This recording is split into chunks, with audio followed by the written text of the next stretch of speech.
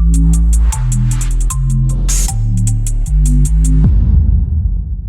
everyone, welcome back to another Deepvue tutorial getting started guide.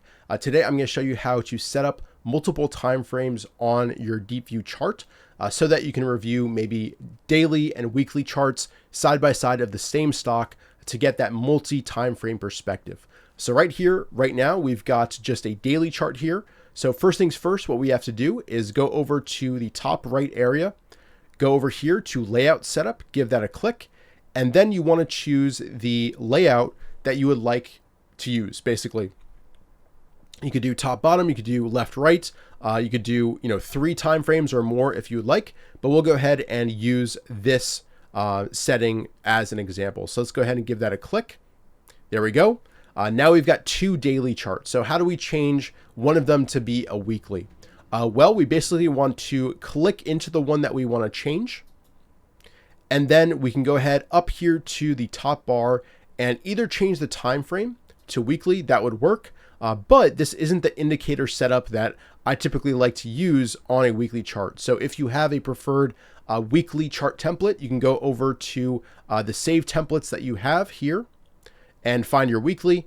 Or I actually have my weekly time frame saved here as a quick access here. And the way you do that is in here, just favorite one of those indicator templates. But I've got my weekly here, so I'm going to click in here again. So this is activated. You can see the blue border around it.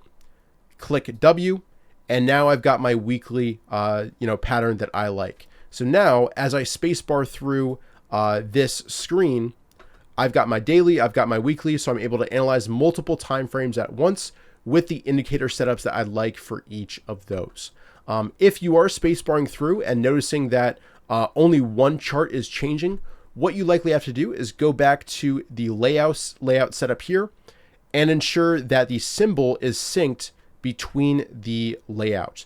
I'd also recommend checking crosshair, interval, time, and date range. Those are good for specific use cases, but in general, I think symbol and crosshair are the ones to check here just for this specific use case. So again, if these aren't selected, then as you spacebar through, only the active pane is going to be changing. But if you want to change both of them at once, make sure that symbol is selected. And now as I spacebar through, and we'll close that, I'm getting those multiple time frames all at once. So that's pretty much it for this tutorial. Hopefully this is helpful. If you have any questions, let me know down below or reach out to hello@deepvue.com. And yeah, we'll see you guys in the next one. Cheers.